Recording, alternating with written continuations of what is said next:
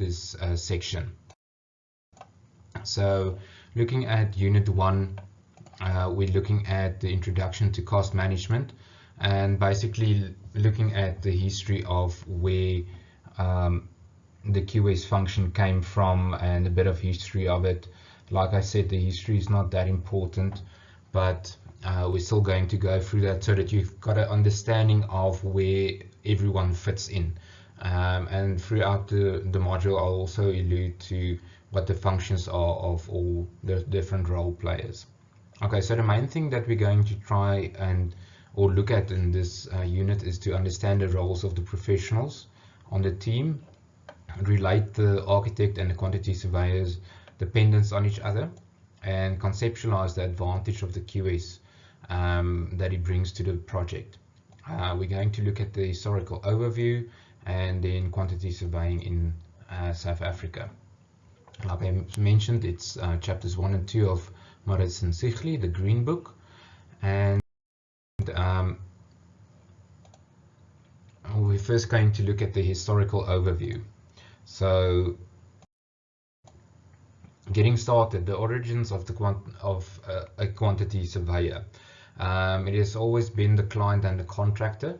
So what you've learned from construction contracts, which you had with Mr. Huggett, basically is that there's a contract between the client and the contractor. There's no contract between the architect or the professional team with the contractor in the South African law.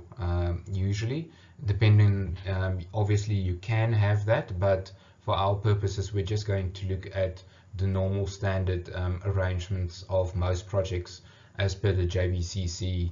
The FIDIC usually works like that, the NEC and the GCC as well. So we're not going to focus on a turnkey type of contract where the contractor appoints the professional team to do the design for him on behalf of the client. So we're just going to focus on the traditional contracts arrangements.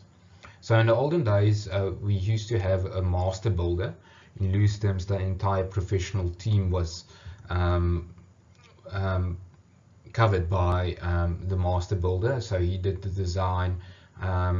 He even at the early stages, he was the builder as well. So he did the design, the building, and everything on behalf of the client. So over time, that changed. So the QS actually dates from the 19th century in England and was known as surveyors.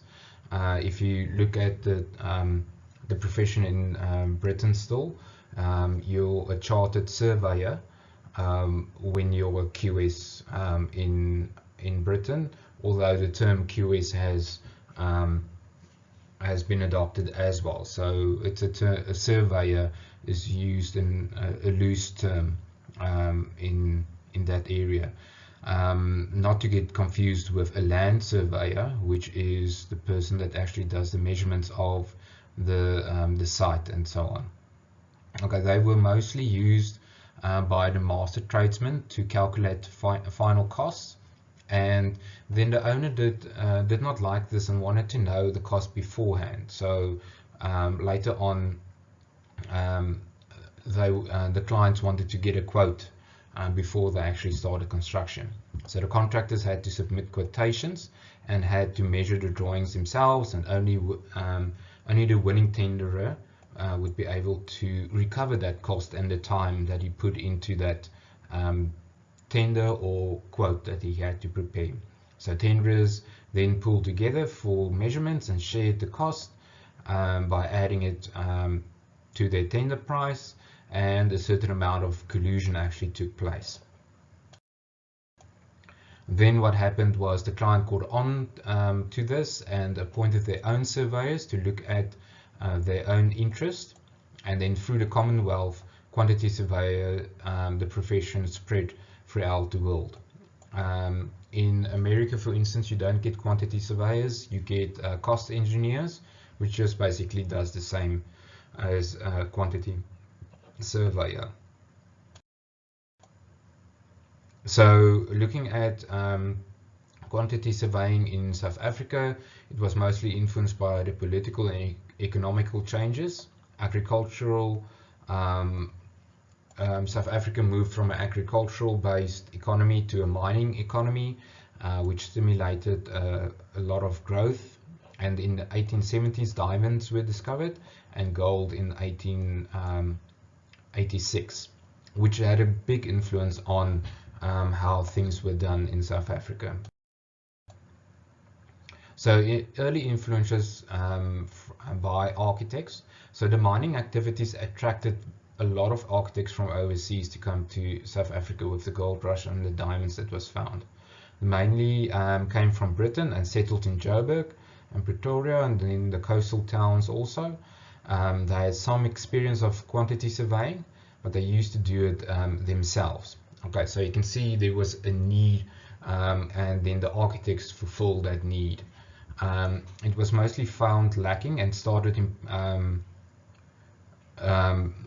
what happened was architects started specializing in quantities, and then in 1896 fully qualified QSs started to arrive also from overseas. And then the war happened in 1899 up to 1902. And then after the Union of South Africa in 1910, the war and the Depression had prolonged effect on the industry, and the Union Public Works was established, which included architects and QSs afterwards. The London method of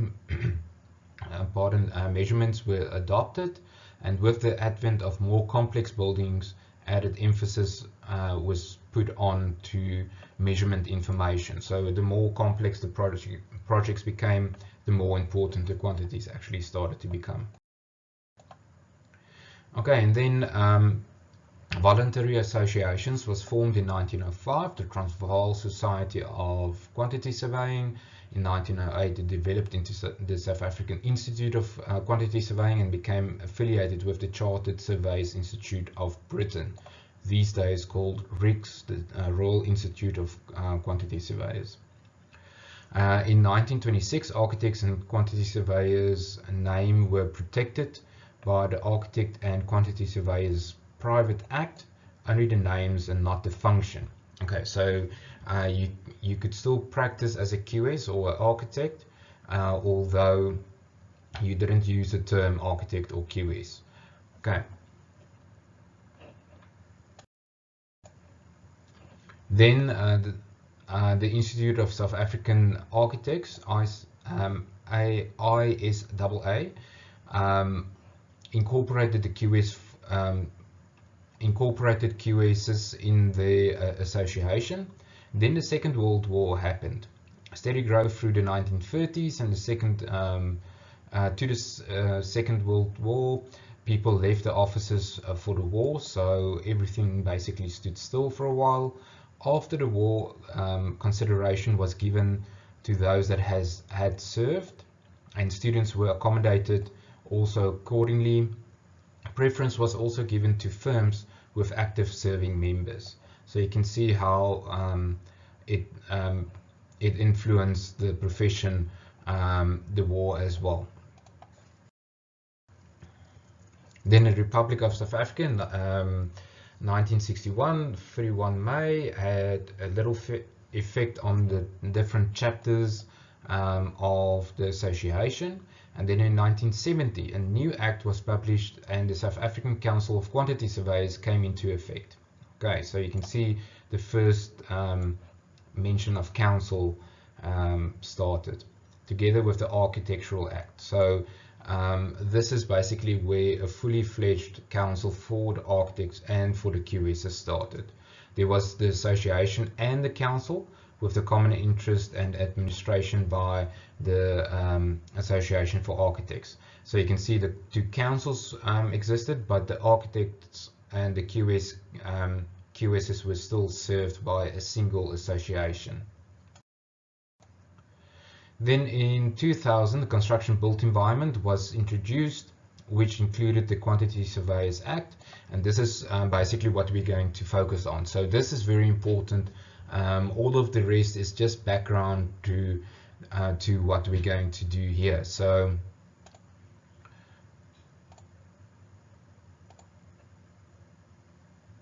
it is after 2000, and we're still governed by mostly the 2000 regulations that govern the different role players in the construction industry, and where under which all of the association or all of the councils fall. So this diagram is very important in your book, and you will definitely get a question some other time on this. You should know that there's a council for the QSs, for architects, engineers, which is EXA, for landscape architects, and then the council for project management, which is the SACP-CMP, and then the council for property valuers as well. Okay, and then what you can see is all of them fall underneath the council for the built environment. Okay, the main function of these councils is to regulate people registered, and it's to protect the public, to protect the professions, and to assist in the training and education of people wanting to register as a professional QS or architect. These councils all report to the minister.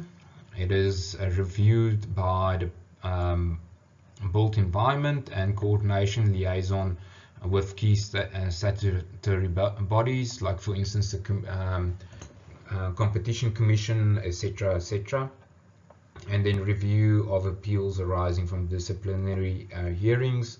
There's a couple of people that do practice without the necessary registration, and many of them are prosecuted and or stripped of the professional registration if they did anything illegal. Okay, so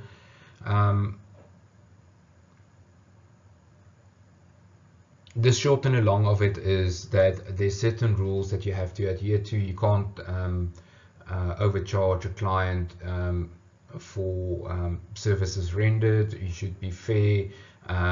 You can't go and steal other projects from other professionals. That type of thing is basically regulated by the councils. Okay, then we get into the SAC QSP specifically. It is a compulsory,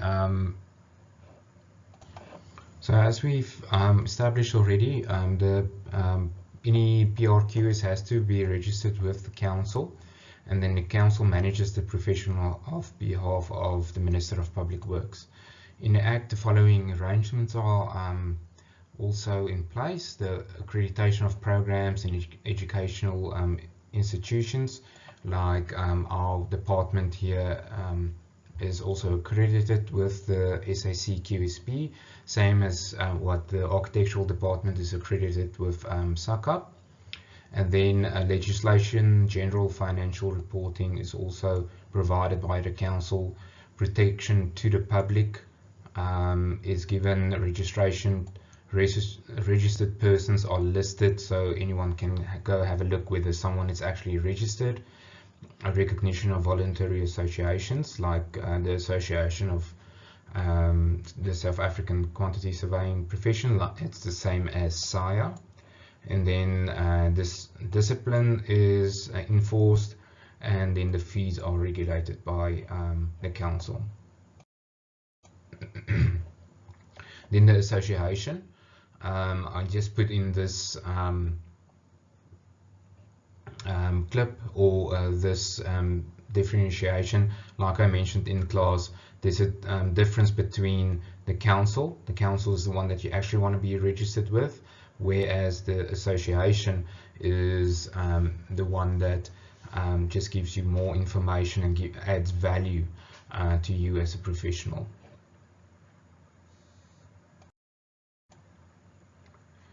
Okay, then the building information modeling. I'm not going to go into this. I've basically said what I wanted to say in class, but the main thing is we've still got a bit of a way to still go. So I just put in the different levels of BIM information.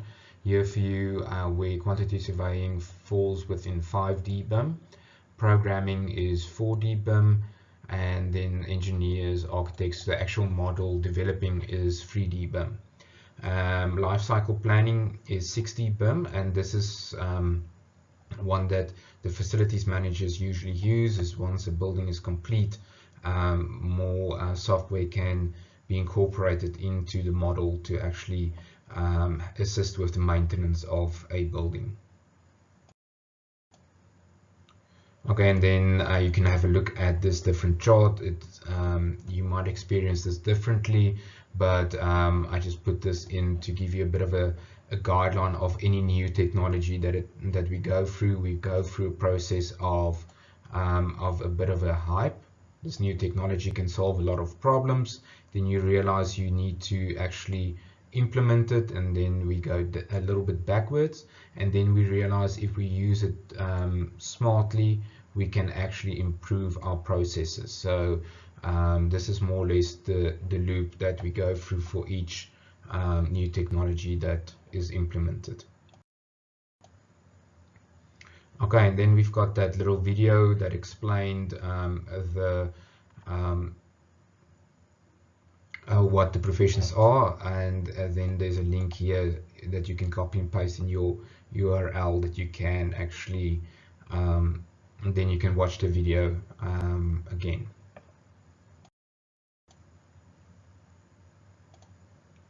Okay, so what we wanted to try and do here is to establish that each design, getting the scope from the client is very important. So he might want a sports car, but if you want to go certain places, you can't use that sports car to go everywhere. So it might be that a client wants a big flashy building, but is it going to be practical for him? So that is something that we always have to assess. So it has to be fit for purpose. Cost controls starts at the design of a new building. Okay, very important to take note is the end building, the functions, getting the occupation service in place from the start is very important.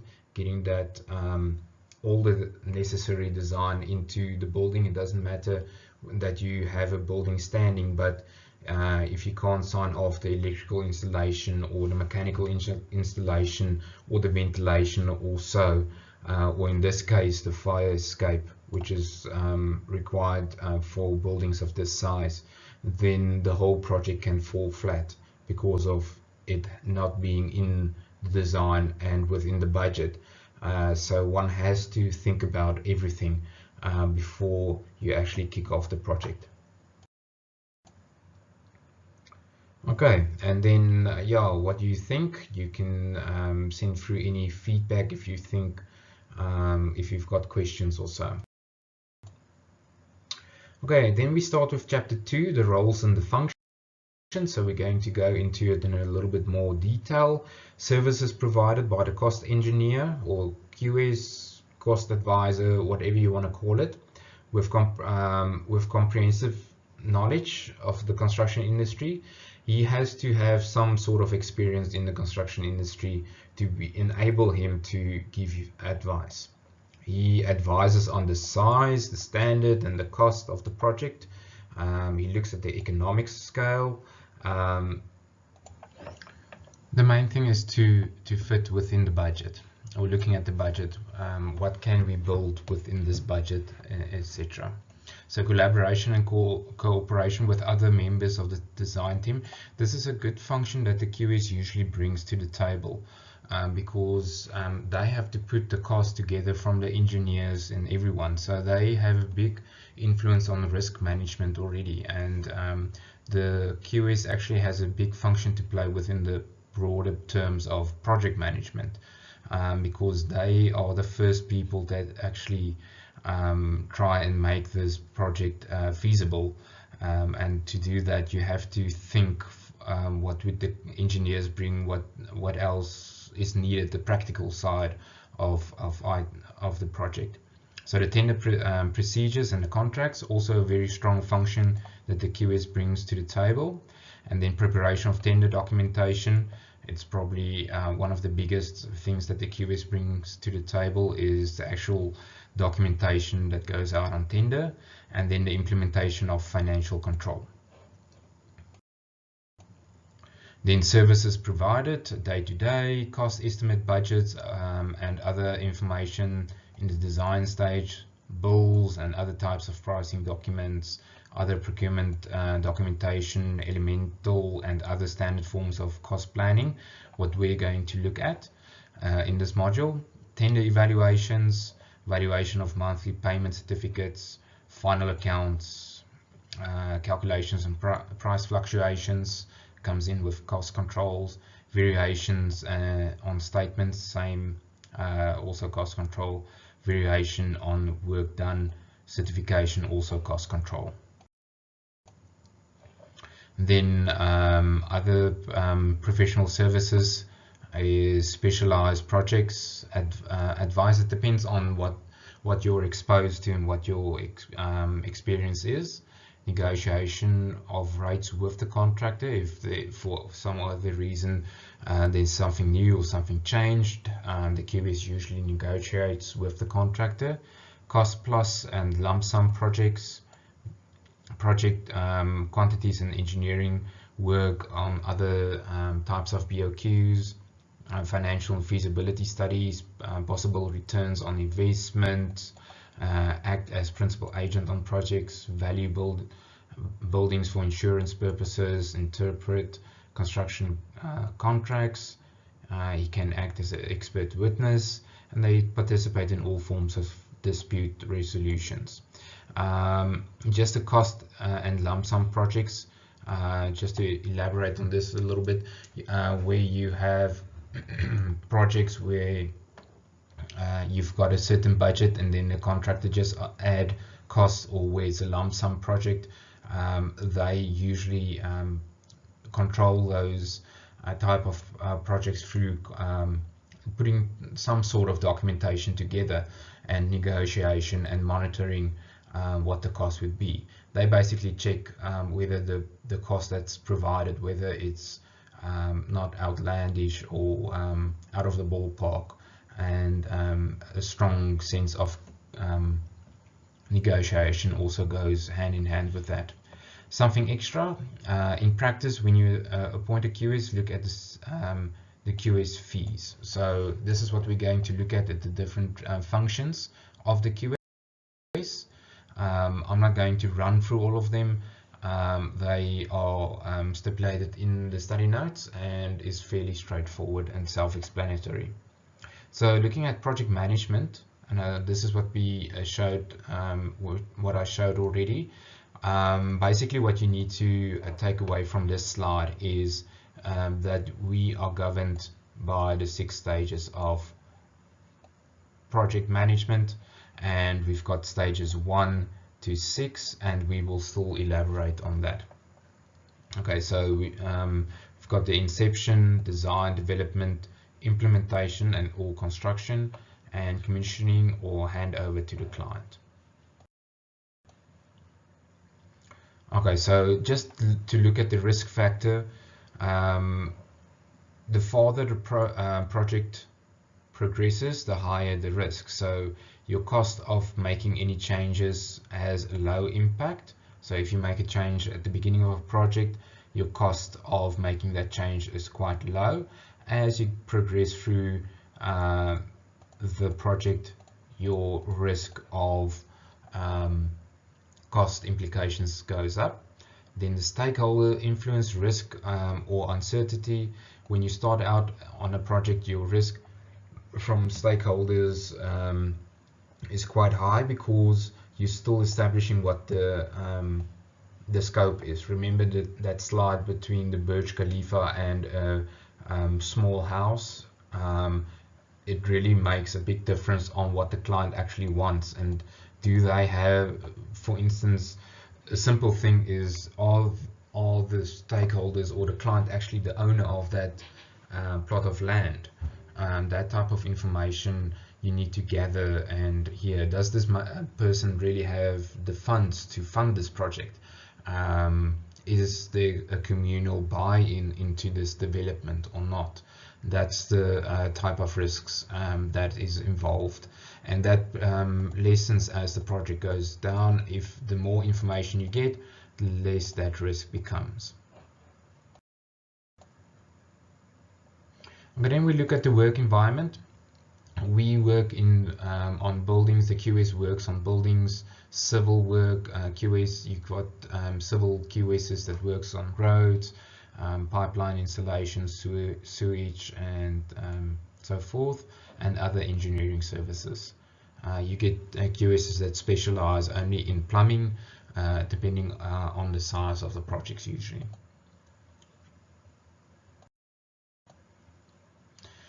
Okay, then we look at the procurement processes. One of the most important functions of the QS is to provide a basis on which progress and payments are done. The main reason why we develop bills of quantities, and why I say bills of quantities, is because a bill comprises a whole lot of bills, separate bills: earthworks, masonry, metalwork, roofs, tiling, painting, etc. that forms part of your bills of quantities. Okay, then that is usually a big portion of your contract documentation, because the cost or the estimate or the quote from the contractor is based on that. So the BOQ with schedules, you get different types of BOQs. You've got BOQs with schedules of rates, where the contractor, the quantities isn't necessarily measured, but the rates of the contractors are given and then just applied as more information gets available. You have lump sum contracts where contractors just give a lump sum for the project. Many home builds are like that, where the drawings are given to a contractor and they give a price. Okay, it will cost me 8,000 Rand per square meter to build this building. It will cost you 1.5 million, and that is then the cost. That is a lump sum cost given. It's not broken down into different elements or items. And then you've got cost plus contracts. These contracts are usually contracts where the client provides material, and then the contractor adds a certain amount on top of that for labor or so only. Then you've got package or design and build or turnkey type of projects, where the contractor basically does everything, very similar to the lump sum contract, but the design and so on is done by the contractor himself. So where the term turnkey comes from is the client just asks, I want this type of building, I just want a key to start the building or open a building and take occupation of the house or the building. Okay, then we look at the different stages. Okay, I'm not going to go through this because this is quite mundane, and what you should have a look at is please read through all of the items that the QS is supposed to do within the inception. I'm just going to scroll down to the outcome. Okay, so at the end, the scope is agreed after stage 1. The agreed services is decided, and the signed client QS service level agreement is signed. Look at again here, the scope of the services is defined. So he still advises on the economic factors, like if you want to do a certain type of development between a residential house and a commercial house, there's certain factors that has to be taken into account. The cost per square meter also has an influence, etc. Then in stage 2, I just had some examples of stage 1. So usually in stage 1, the professional team is identified, although the professional team can grow as you go through the design process, and when you see, okay, we need a mechanical engineer, a design and install mechanical installation won't necessarily work on this project. Okay, and then I just added, I think it's from stage 2, just some examples. So concept and viability, this is a very important stage in the project. So agreeing the documentation program for the contract. So the program is decided on, attending design consultancy agreement of meetings, reviewing the evaluation concept in conjunction with the professional team. Are we going to build a 300 square meter house, or are we going to build a 100 square meter house? That type of decisions. Receiving relevant data from cost estimates. So are we going to build a masonry building? Are we going to build a lightweight steel building? These type of decisions are taken. Okay, preparation of preliminary and elemental or equivalent estimations of the cost, depending on the availability of information. Assisting the client in preparing financial report. Auditing space allocations against initial brief. Is the occupation schedule from the client, is it going to meet the requirements? If he wants a 30 key hotel, will his budget allow him to build a 30 key hotel or not? Liaison with and cooperation with providing necessary information to the client, principal consultant, and or professional consultant.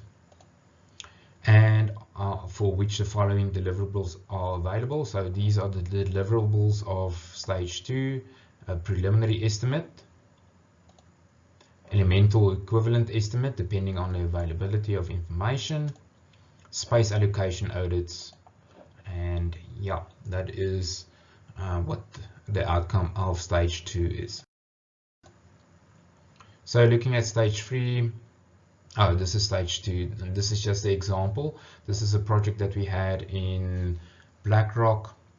We got the following type of design, just a concept that was given to the client, so we didn't have a lot of detail. What we could do, we were provided with a basic layout of the project, and we could actually measure all of the different elements, all connecting it to the rate per square meter calculations, and all of those rates were determined for each function. So we had a little radio station here which was a bit higher. The rate was also higher because of the square meter. So as your square meter dimensions get smaller, the higher the rate usually becomes, just because of the amount of work that goes into it. If you think about a guardhouse, the rate per square meter is quite high, although there's not that much detail that goes into it, but it still needs a strip footing, it still needs earth filling, it still needs a wall, roof, some electrical installation.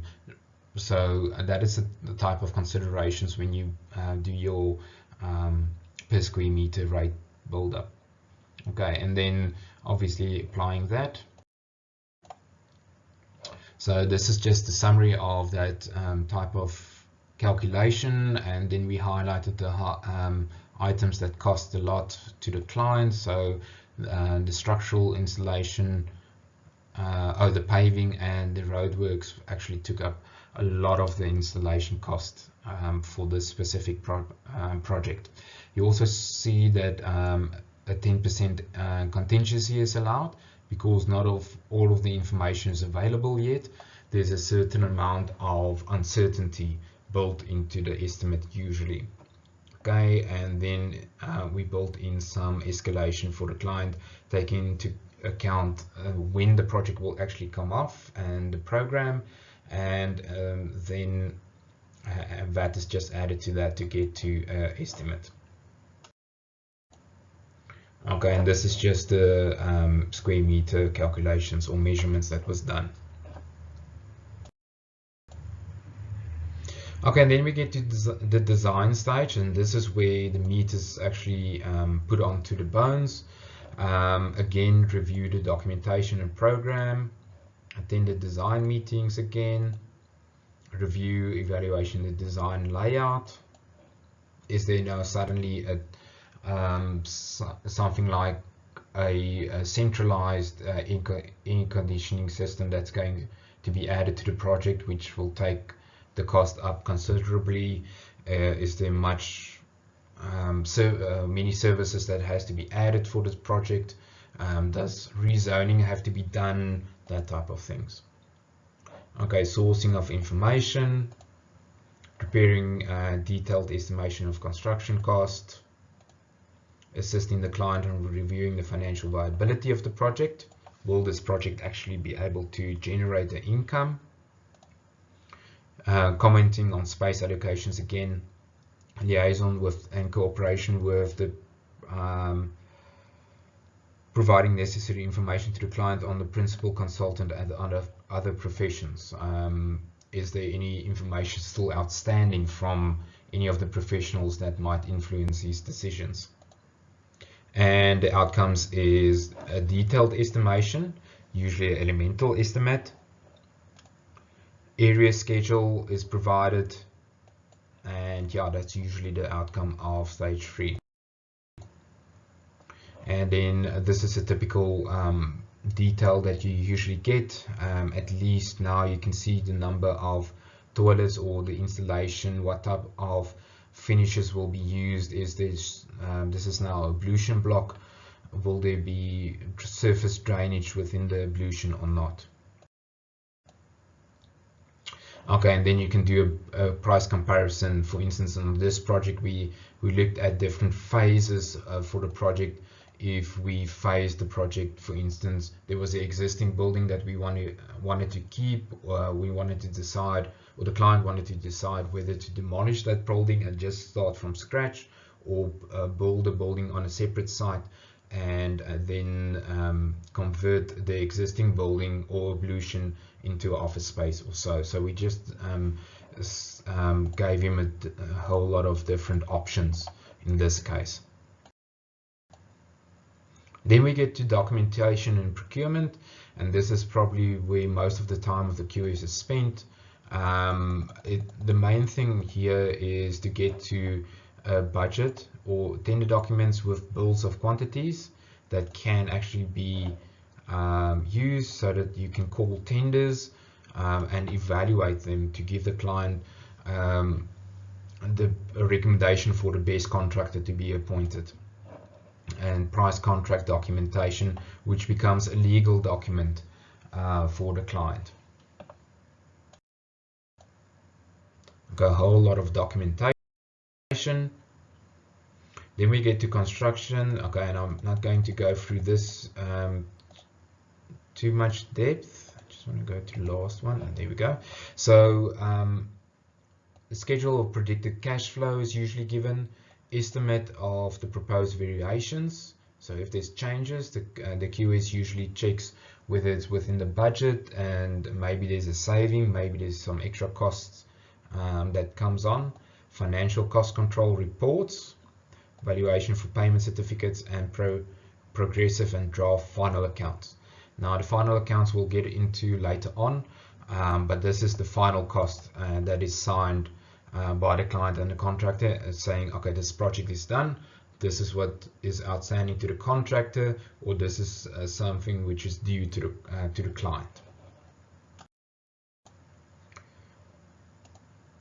Okay, and then I just added this slide on what everyone thinks we do on site to what we actually do on site. Is we have a whole lot of meetings and discussions and do a lot of number crushing.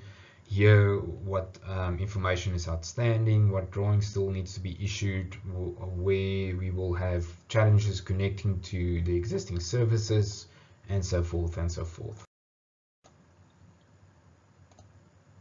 Okay, and then here's the slide that relates to that initial scope. Are we going to build this type of building, or are we going to tackle a major project where a whole lot of expertise is needed? Then we get to the closeout. I'm just going to run through these. It basically comes down to the final account, valuation of payment certificates, and then the final account. And if the QS does his work throughout the project, this is usually a smooth process because the final account is already done before the project is actually closed out. There's no back and forth between him and the contractor, and negotiations and so on is usually sorted out. And then, very importantly, the final account is then used by the QS whenever he does new calculations for a new project.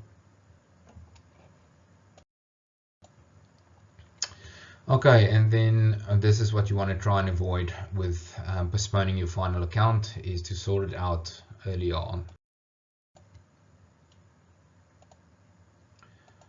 Okay, so what we try and do is a constant calculation of buildings, keeping the as-built up to date as we go along. A whole lot of paperwork, administration, and keeping track of everything that goes on is very important. And then reporting, unfortunately, we have to keep up to date.